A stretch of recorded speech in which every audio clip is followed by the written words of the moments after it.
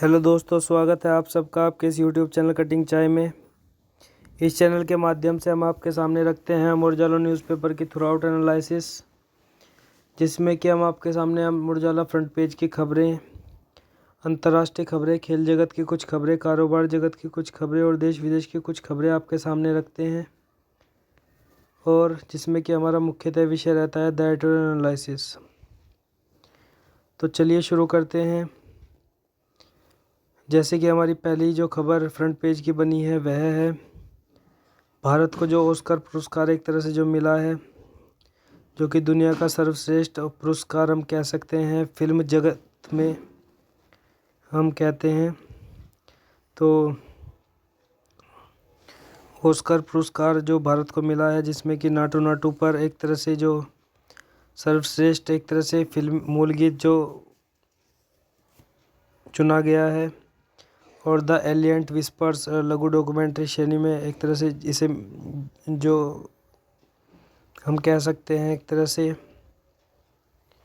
The elephant whispers एक तरह से इन दो कृतियों को एक तरह से यह ऑस्कर मिला है। और ऑस्कर के मंच पर भारत ने धमाल करते हुए पहली बार 2 पुरस्कार एक साथ अपने नाम किए हैं। एस.एम. राजमौली की ब्लॉकबस्टर फिल्म आर.आर.आर के जोशीले गीत नाटू नाटू ने सर्वश्रेष्ठ मूल गीत की श्रेणी में ऑस्कर जीता है। वहीं सर्वश्रेष्ठ लघु डॉक्यूमेंट्री श्रेणी का ऑस्कर कार्तिकी गोंजाल्विस की द एलिफेंट विस्पर्स के हिस्से में आया है। वहीं इसके बाद हम चलते हैं हमारी जो नेक्स्ट खबर है उसकी तरफ।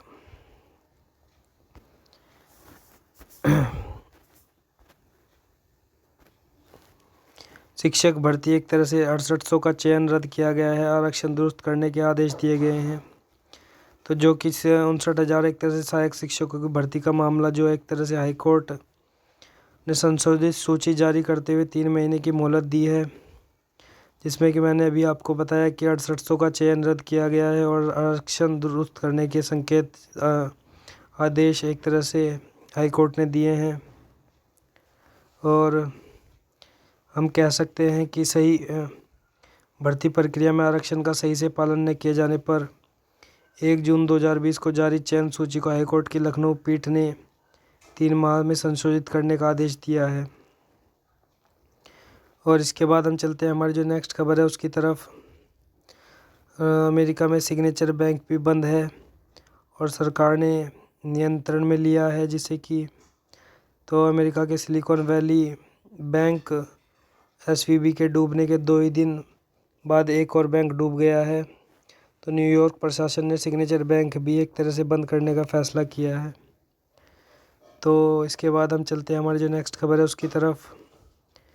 राहुल के बयान के बाद एक तरह से संसद ठप हो गई है, और सत्ता पक्ष के जो नेता हैं कांग्रेस नेता का लंदन में दिया गया बयान भारत का अपमान है, और सदन में आकर वह माफ़ी मांगे, इस तरह की बात उन्होंने जो सत्ता पक्ष के नेता हैं उन्होंने कही है। वहीं कांग्रेस के जो नेता हैं अदानी मामले से ध्यान भटका रही है सरकार, और संयुक्त संसदीय समिति से हो जांच, तो इस प्रकार की बात उन्होंने कही गई है। वहीं इसके बाद हम चलते हैं अपनी जो अंतर्राष्ट्रीय खबर है उसकी तरफ। अंतर्राष्ट्रीय खबर से पहले हम देश विदेश की खबर की तरफ एक नज़र डाल लेते हैं। स्वाभिमानी, समृद्धशाली, सुशील, संगठित व समरसता से एक तरह से विश्व गुरु भारत बनेगा, तो इस प्रकार की बात जो राष्ट्रीय स्वयंसेवक संघ ने एक तरह से कही है। और राष्ट्रीय स्वयंसेवक संघ ने देश के कई हिस्सों में मतांतरण के संकेत पहले ही दिए थे, और उच्चतम न्यायालय ने भी इस पर चिंता व्यक्त की थी। अब संघ इन सब को पार पाते हुए राष्ट्र को विश्वगुरु बनाने के लिए 5 एस पर काम करेगा। वहीं इसके बाद जो नेक्स्ट खबर हमारे पास आ रही है वह है किश्तों में एक तरह से OROP बकाया के भुगतान पर रक्षा मंत्रालय निर्देश नहीं दे सकता है। तो इस प्रकार की बात सुप्रीम कोर्ट ने रक्षा मंत्रालय को बकाया भुगतान के लिए रोड मैप मुहैया कराने को भी कहा है। तो पीठ ने कहा है कि हम चाहते हैं कि एक तरह का वर्गीकरण होना चाहिए, और पहले वृद्ध लोगों को बकाये का भुगतान किया जाना चाहिए। मामला शुरू होने के बाद से अब तक 4 लाख से अधिक पेंशन भोगियों की मृत्यु हो चुकी है। और पीट इंडियन एक्स सर्विसमैन मूवमेंट की याचिका पर सुनवाई कर रही है। इस याचिका में रक्षा मंत्रालय के 20 जनवरी के संचार को रद्द करने की मांग की गई है और इससे पहले सुप्रीम कोर्ट ने 27 फरवरी को सशस्त्र बलों के पात्र पेंशन भोगियों को OROP बकाया के भुगतान में देरी पर रक्षा मंत्रालय को फटकार लगाई थी। तो इस प्रकार से जो नेक्स्ट खबर हमारी है वह है चीन के साथ भारत के संबंध जटिल बने हुए हैं। यह बात विदेश मंत्रालय की तरफ से कही गई है और यथास्थिति बदलने के चीन के प्रयासों से स्थिति सुधर नहीं रही है और कुछ क्षेत्रों से सेनाएं हटाई गई हैं। तो भारत पाकिस्तान से एक तरह से बेहतर संबंध का इच्छुक है और विदेश मंत्रालय ने कहा है कि चीन के साथ उसके संबंध जटिल बने हुए हैं।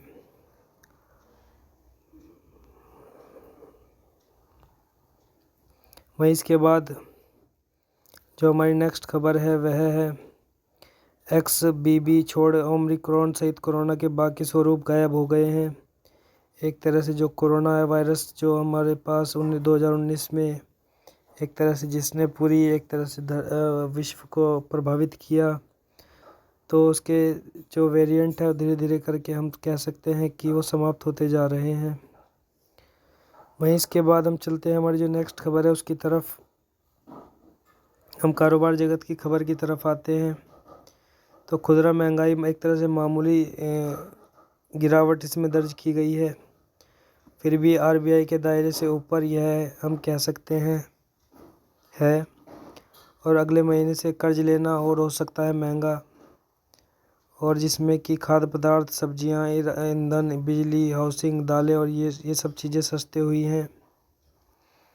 और महंगाई के मोर्चे पर हम कह सकते हैं कि मामूली राहत मिली है और फरवरी में खुदरा महंगाई दर 6.44% रही है।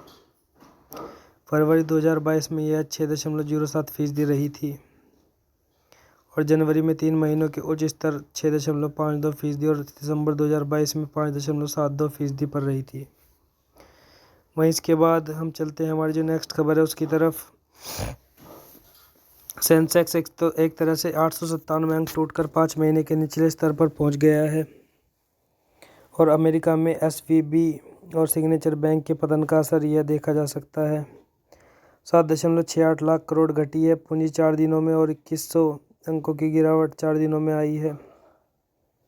और अदानी समूह के एक तरह से संकट से उभर रहे भारतीय शेयर बाजार पर अब अमेरिका में सिलिकॉन वैली और सिग्नेचर बैंक के डूबने का ज़बरदस्त असर दिख रहा है।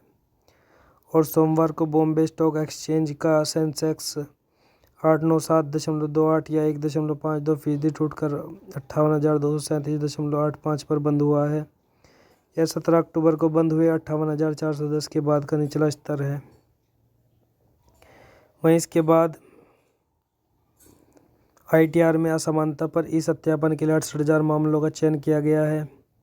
तो आयकर विभाग ने वित्त वर्ष 2019-20 में आयकर रिटर्न के विवरण में असमानता पाए जाने पर सत्यापन के लिए कुल 68,000 मामलों को चुना है और इन रिटर्न में या तो कम कमाई दिखाई गई है या बिल्कुल ही नहीं दिखाई गई है। तो इस प्रकार से एक जो नई खबर हमारे पास देश विदेश की तरफ से आ रही है वह है समलैंगिक विवाह पर अब संविधान पीठ में एक तरह से सुनवाई होनी तय हुई है, जिसमें सुप्रीम फैसला 18 अप्रैल को सुनवाई होनी निश्चित हुई है। सीधा प्रसारण इसका किया जाएगा। वहीं इसके बाद देश विदेश की खबर में इलाहाबाद हाईकोर्ट परिसर से मस्जिद हटाने का आदेश, एक तरह से 3 माह का वक्त जिसमें दिया गया है। तो इलाहाबाद हाईकोर्ट परिसर में स्थित मस्जिद को हटाया जाएगा। सुप्रीम कोर्ट ने मस्जिद हटाने के हाईकोर्ट के आदेश में हस्तक्षेप से इनकार कर दिया है। शीर्ष अदालत ने हाईकोर्ट का फैसला बरकरार रखते हुए मस्जिद हटाने के लिए 3 महीने का समय दिया है और याचिकाकर्ता वक्फ मस्जिद को वैकल्पिक भूमि के लिए राज्य सरकार के प्रत्यक्ष प्रतिवेदन की अनुमति भी दी है। वहीं इसके बाद हम चलते हैं हमारी जो नेक्स्ट खबर है उसकी तरफ, जो कि खेल जगत की तरफ से हमारे पास है। तो ऑस्ट्रेलिया से लगातार 4 टेस्ट श्रृंखला जीतने वाला भारत पहला एशियाई देश बन गया है। तो भारत और ऑस्ट्रेलिया का जो कि टेस्ट मैच एक तरह से जो चल रहा था, तो भारत उसमें चैंपियन एक तरह से बनकर उभरा है। और ऑस्ट्रेलिया के साथ नरेंद्र मोदी स्टेडियम पर चौथा टेस्ट बराबरी पर जरूर छूटा, लेकिन टीम इंडिया के लिए ऐसी 2 परिणाम सामने आए हैं जिसने उसका दबदबा फिर से साबित कर दिया है। वहीं इसके बाद जो लक्ष्य एक तरह से सिंधु पर 22 साल की जीत का सूखा ख़त्म करने का जिम्मा जो दिया गया है, तो पीवी सिंधु जो है एक तरह से ऑल इंग्लैंड बैडमिंटन का अंतिम बार खिताब पुलेला गोपीचंद ने 2001 में जीता था।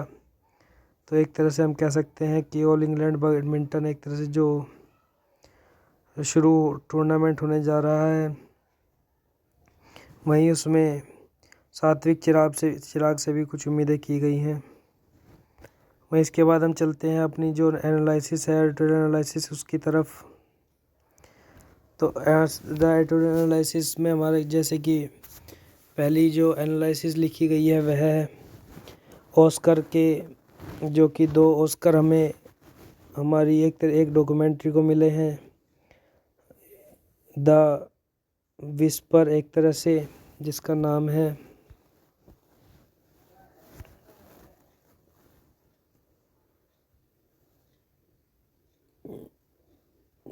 द एलिफेंट विस्पर जिसका नाम है, और दूसरी जो ट्रिपल आर की एक तरह से जो गाना है, एक तरह से हम कह सकते हैं नाटू नाटू, तो उसे यह ऑस्कर मिला है। तो 2 फिल्म जगत को एक तरह से, भारतीय जगत को एक तरह से 2 ऑस्कर मिलने की एक तरह से जो दोहरी खुशी एक तरह से दर्शाई गई है।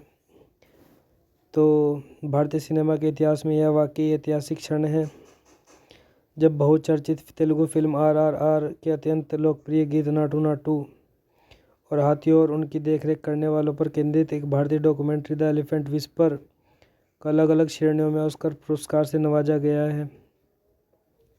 सिनेमा के वैश्विक फलक पर मिली इन शानदार उपलब्धियों ने निश्चित रूप से हर भारतीय को खुश होने का अवसर दिया है।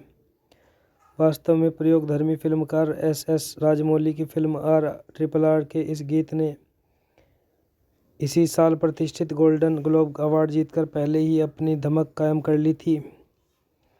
यूँ तो यह फिल्म 20वीं सदी की शुरुआत के समय के 2 दक्षिण भारतीय क्रांतिकारियों अल्लूरी सीताराम राजू और कोमुरम भीम की काल्पनिक दोस्ती और औपनिवेशिक शासन के खिलाफ उनके संघर्ष पर केंद्रित है, लेकिन इस फिल्म का चंद्र बोस द्वारा लिखित और मशहूर संगीतकार MM कीरावानी द्वारा संगीतबद्ध गीत फिल्म के नायकों रामचरण और जूनियर NTR के अद्भुत नृत्य के कारण पहले ही मशहूर हो चुका था। ओरिजिनल सॉन्ग श्रेणी में ऑस्कर जीतने वाले नाटू नाटू गीत पर इन दोनों फिल्मों ने जिस तालमेल के साथ नृत्य किया है उसने भारतीय सिनेमा को नई ऊंचाई प्रदान की है। और ऐसे समय जब दुनिया रूस और यूक्रेन युद्ध से आहत है, यह फिल्म इस नृत्य के माध्यम से एक बड़ा अंतर्निहित संदेश भी देती दिखती है, जिसे इत्तेफाक से युद्ध शुरू होने से पहले यूक्रेन की राजधानी कीव में राष्ट्रपति भवन के सामने फिल्माया गया था। RRR के साथ ऑस्कर जीतने वाली डॉक्यूमेंट्री द एलिफेंट विस्पर का निर्माण फिल्मकार कार्तिकी गोनसाल्विस और गुनीत मोंगा ने किया है, जो कि इत्तेफाक से एक अन्य दक्षिणी राज्य तमिलनाडु की एक सेंचुरी में हुए हादसे में बिछड़ गए एक हाथी के बच्चे और उसे पालने वाले एक परिवार पर केंद्रित है, जो वन्य जीव और मनुष्य के बीच एक सहज रिश्ते और सहज साहचर्य की तलाश करती दिखती है। यो अकेडमिक पुरस्कारों के मामले में भारतीय सिनेमा के पास अब तक कुछ गिनी चुनी उपलब्धियां ही हैं, लेकिन यह कहने की ज़रूरत नहीं कि इन दोनों फिल्मों को ऑस्कर में मिली कामयाबी वैश्विक सिनेमा में भारतीय सिनेमा की बढ़ती स्वीकारोक्ति को ही दिखा रही है, जिससे आने वाले समय में हमें भारतीय फिल्मों में और नए प्रयोग देखने को मिल सकते हैं। तो ऑस्कर से जो दोहरी खुशी एक तरह से जो देखने को मिली है, वह निश्चित ही हम कह सकते हैं भारत के लिए एक नई उपलब्धि है। वहीं दूसरी एनालिसिस जो कि एक तरह से नारायण कृष्णमूर्ति जो कि वरिष्ठ पत्रकार हैं उनके द्वारा लिखी गई है, जो सिलिकॉन वैली में एक तरह से बैंकों के एक तरह से जो ध्वस्त होने के मायने हैं उस पर एक तरह से प्रकाश डाला गया है। तो अमेरिका के एक तरह से हम कह सकते हैं सिलिकॉन वैली में जो ये दो बैंकों के एक तरह से डूबने का क्या कारण है, तो उसी पर एक तरह से एनालिसिस लिखी गई है। तो एक सप्ताह के भीतर बहुत कुछ हो सकता है। यह 11-12 मार्च के सप्तांत में साबित हो गया जब सिलिकॉन वैली बैंक के बारे में खबरें आने लगी। आश्चर्यजनक रूप से सबसे पहले मुंबई और महाराष्ट्र में अनेक लोग शामराव विट्ठल को कोऑपरेटिव बैंक में जमा अपनी बचत राशि को लेकर चिंतित थे, जिसे एसवीसी के नाम से जाना जाता है। बैंक की विफलता वाली खबर को लेकर इतना भ्रम था कि एसवीसी को कैलिफोर्निया स्थित एसवीबी के साथ अपने जुड़ाव से इनकार करते हुए एक बयान जारी करना पड़ा। एसवीबी स्टार्टअप के लिए एक लोकप्रिय बैंक था, विशेष रूप से तकनीकी क्षेत्र में, और अतीत में इसने स्टार्टअप्स में आशाजनक और लाभदायक निवेश भी किए थे। कई भारतीय स्टार्टअप में 197 जो पेटीएम का पुराना संस्करण था, एक ऐसा स्टार्टअप था जिसे एसवीबी ने वित्त पोषित किया था। वास्तव में एसवीबी उद्यम में अपने निवेश के साथ बहुत पहले लाभ लेकर निकल गया था। जीतने वाले उपक्रमों पर सट्टा लगाने के लिए प्रसिद्ध यह बैंक यह भाप भी नहीं पाया कि अपने कुछ गलत कदमों के कारण उसका अंत निकट है। एसवीबी के इतिहास और कद को देखते हुए इस बैंक का पतन निश्चित तौर पर एक बड़ी घटना है। बैंक अपने आप में अच्छा व्यवसाय कर रहा था और चिंता की कोई बात नहीं थी। फिर भी अपने सामने आने वाली विभिन्न समस्याओं के कारण वह ध्वस्त हो गया। तकनीकी क्षेत्र का प्रभावी प्रदर्शन, फंडिंग और रिटर्न पर लंबे समय तक कोविड-19 का प्रभाव प्राथमिक समस्याएं थी। लेकिन जिस चीज़ ने बैंक को सबसे ज़्यादा नुकसान पहुंचाया वह था केंद्रीय बैंकों द्वारा ब्याज दरों में वृद्धि करके मुद्रास्फीति को नियंत्रित करने की कवायद। एसवीबी ने बॉन्ड में अपना पैसा लगाया था और बॉन्ड यील्ड एवं ब्याज दरें एक दूसरे से विपरीत रूप से संबंधित हैं। इसलिए जिस क्षण केंद्रीय बैंकों ने ब्याज दरों में वृद्धि करनी शुरू की, एसवीबी के पास मौजूद बॉन्ड अपनी कमाई खोने लगे, खासकर जब ग्राहकों के नए जारी किए जा रहे उच्च ब्याज देने वाले बॉन्ड में निवेश करने के लिए अपना पैसा निकालना शुरू कर दिया। यह बुरे वक्त का मामला था और बैंक के ग्राहक अपना पैसा निकालने लगे थे, क्योंकि उन्हें बैंक के बारे में थोड़ी बहुत चिंताजनक खबरें सुनने को मिलने लगी थी। आमतौर पर जो बैंक सुरक्षित बॉन्ड में निवेश करते हैं उन्हें समस्याओं का सामना नहीं करना पड़ता है, खासकर जब वे इन्हें परिपक्वता अवधि तक रखते हैं। लेकिन जैसे ही बैंक के ग्राहकों ने नकदी निकालना शुरू किया, एसवीबी को बॉन्ड को कम दाम पर बेचने के लिए मजबूर होना पड़ा, जिससे इसकी कीमत प्रभावित हुई।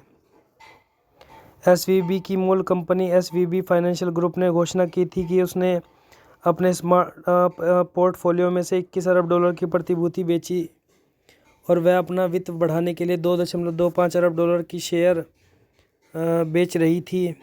क्योंकि कई स्टार्टअप्स इसके बैंकिंग ग्राहक थे, एसवीबी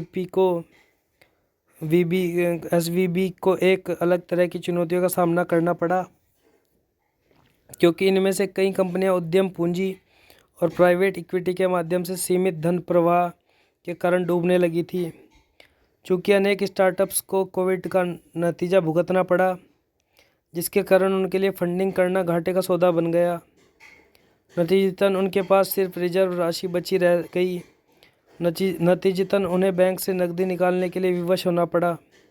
सिलिकॉन वैली बैंक द्वारा जारी विज्ञप्ति के मुताबिक दिसंबर 2022 तक उसके पास कुल संपत्ति के रूप में $209 अरब और कुल जमा के तौर पर 175.4 अरब थे। लेकिन संकट के समय जहां दूसरे बैंकों से जमा राशि निकालने की सीमा तय की जाती है, उसी तरह एसवीबी बैंक के ग्राहक भी अधिकतम $250,000 की ही निकाल सकते हैं।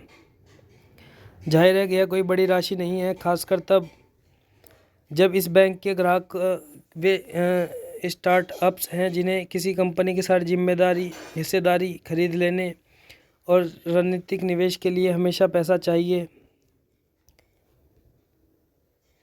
अब जब बैंक के लिए परिस्थिति संभालना मुश्किल हो गया, तब California department of financial production and innovation ने इस बैंक को बंद कर दिया और FDIC को रिसीवर घोषित कर दिया। FDIC ने डिपॉजिट इंश्योरेंस इस national bank of Santa Clara नाम का बैंक बनाया, जिसमें SVB के जमाकर्ताओं के पैसे सुरक्षित हैं और सोमवार सुबह से जमाकर्ताओं की अपने बैंक खातों तक पहुंच भी हो गई है। सोमवार से विनियंत्रक की निगरानी से SVB बैंक की शाखाएं भी खुल गई हैं। 11 मार्च को जो नियम जारी किया गया उसके अनुसार जमाकर्ताओं की बीमित राशि यानी $250,000 तो सुरक्षित है, उससे अधिक की राशि सुरक्षित भी नहीं हो सकती है, यानी डूब सकती है। दरअसल यह एक बैंक के फेल हो जाने का मामला है, क्योंकि जिस तरह का काम वह करता था वह जोखिम भरा था। बेशक बैंकों के संचालन पर विनियंत्रक की नज़र रहती है, लेकिन ग्राहकों को भी यह जानकारी होनी चाहिए कि इस तरह के बैंकों में पैसे रखने के जोखिम भी हो सकते हैं। भारत में बैंकों के इस तरह डूब जाने के उदाहरण नहीं हैं और ऐसी स्थिति आने पर भारतीय बैंकों के विनियंत्रक रानी रिजर्व बैंक और सरकार ग्राहकों के हितों की रक्षा करने के लिए आगे आते हैं।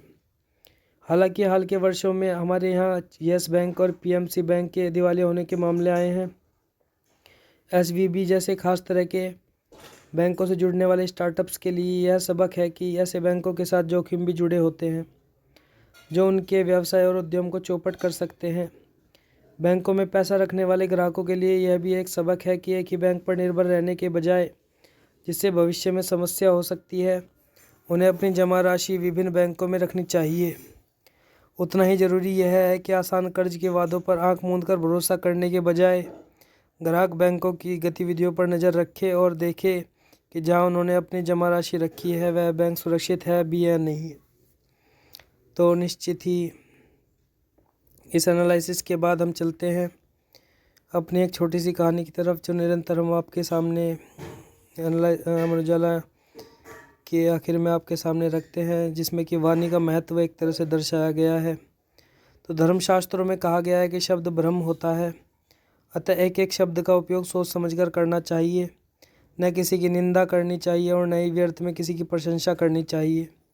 हमेशा सत्य और प्रिय वचन बोलना चाहिए। एक बार क्या हुआ कि भर्तृहरि ने चातक को संबोधित करते हुए एक श्लोक की रचना की। उसमें कहा गया था कि प्रिय मित्र चातक, आकाश में कई प्रकार के बादल होते हैं, किंतु सभी तृप्त नहीं करते। उनमें से कुछ तो पृथ्वी पर जल बरसाते हैं और कुछ व्यर्थ ही गरजते रहते हैं। अतः तुम जिसे भी देखो उसके सम्मुख दैन्य सूचक शब्दों का प्रयोग मत करो। महाभारत में कहा गया है कि किसी से कठोर वचन न बोलो। कटु वचन से आहत मनुष्य शोक और चिंता में डूबा रहता है। अतः गुणीजनों को दूसरों के प्रति निष्ठुर वचनों के प्रयोग से बचना चाहिए। कहा गया है कि नित्य पवित्र वचन बोलें, दूसरे के कटु वचन सह लें, परंतु किसी को कटु वचन बोलकर शब्दों और वाणी का दुरुपयोग न करें। भविष्य पुराण में कहा गया है कि शीतल जल, चंदन का रस अथवा ठंडी छाया भी मनुष्य के लिए उतनी ही आह्लादकारी नहीं होती जितनी मीठी वाणी होती है। इसलिए जो वचन किसी को उद्विग्न करने वाला हो न हो तथा सत्य प्रिय और हितकारक हो, वही सार्थक वाणी होती है। तो इस प्रकार से इस एनालिसिस और इस कहानी के बाद हम आपसे विदा लेते हैं। निरंतर हमारे साथ बने रहिए। कटिंग चाय में निरंतर हम आपके लिए लेकर आते रहेंगे अमर उजाला न्यूज़पेपर के थ्रू आउट एनालिसिस। धन्यवाद।